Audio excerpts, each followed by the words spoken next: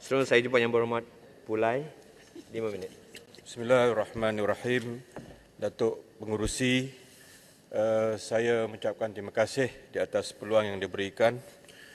Cuma menteri ataupun timbalan menteri luar ada? Timbalan ada. Oh, yang berhormat Ban Dato' Razak. Terima Dato' kasih. Razak. Saya bermula dengan 030400, menyentuh juga tentang 04000 hubungan luar, dan saya bermula dengan Institute of Diplomacy and Foreign Relations. Datuk Pengerusi, saya ingin mendapat kepastian pada petang ini, adakah kerajaan melalui Wisma Putra bersedia untuk mengkaji tentang duta-duta yang bertaraf menteri ini? Kerana saya yakin dan percaya bahawa kita negara memerlukan seorang ahli politik ataupun diplomat yang paling tidak pun boleh mengangkat nama negara dan memenuhi fungsi asas sebagai seorang duta, iaitulah untuk memperhitungkan kepentingan negara daripada aspek pelancongan dan juga daripada aspek pelaburan. Di samping aspek-aspek politik yang dibahaskan oleh pada rengas tadi, saya setuju bahawa negara memerlukan kepada hubungan diplomatik yang lebih cemerlang pada masa akan datang.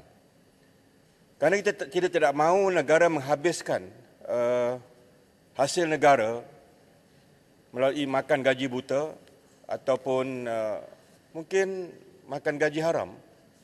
Kerana peranan duta ini sangat penting. Sebahagiannya telah disebut oleh pada rengas tadi, dan saya ingin melihat kepada peranan negara-negara dalam dunia ini yang berjaya mengemukakan satu approach baru, iaitu apa yang dikatakan soft power dengan izin, yang telah dilakukan dengan cemerlang. Sebagai contohnya Korea Selatan.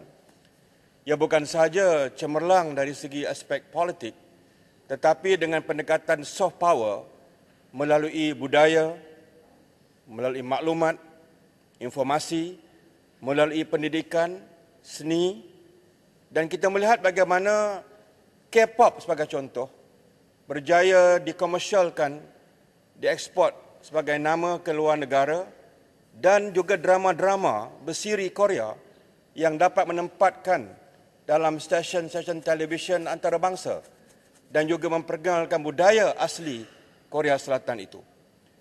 Kita, Datuk Pengerusi, pernah cemerlang menghantar seorang yang saya anggap penting, iaitulah Datuk Aziz Rahman, yang berjaya untuk membuka sebuah fakulti di University of Beijing dalam memperkenalkan dan memperkasakan bahasa Melayu di tanah besar China. Jadi ini penting bagi saya supaya duta-duta yang dilantik ini, saya boleh bersetuju, seorang dua bolehlah. Bukan semua orang. Politik diberikan ganjaran. Ada di antaranya hanya untuk memenuhi kota ataupun tak dapat jadi menteri dan seumpamanya. Tetapi dalam negara-negara yang berkepentingan seperti United States sebagai contoh, negara China sebagai contoh, dalam persaingan geopolitik yang semakin mencabar, kita memang memerlukan seorang ataupun duta-duta yang memang yang penuh dengan skill, pengalaman, performance yang baik, yang boleh kita pertaruhkan untuk mereka ini menjadi diplomat di negara-negara yang berkepentingan. Saya setuju Indonesia sebagai contoh, negara China, ya, bukan sekadar dari segi budaya kita dengan mereka, tetapi trade, ya. Sebagai contoh, saya pernah menjadi Menteri Pertanian, bagaimana kita mengusahakan beberapa hasil pertanian seperti durian kita, variety Musang King, dan nangka madu kita, dan banyak lagi hasil-hasil tanaman kita yang boleh dikomersialkan. Dan bayangkan kalau negara China boleh membuka market mereka untuk bahan-bahan pertanian kita. Ini sudah barang pasti akan memberikan pulangan besar kepada negara kita. Di Timur Tengah sebagai contoh, apa yang penting untuk kita bawa sebagai menepati mission kita sebagai membawa soft power tadi. Dan negara-negara yang begitu sentimental seperti Arab Saudi, Timur Tengah, sepatutnya kita membawa keindahan Islam, budaya multirasial dalam negara kita. Bukan kita disaratkan lagi dengan budaya takfiri yang dibawa masuk dalam negara kita.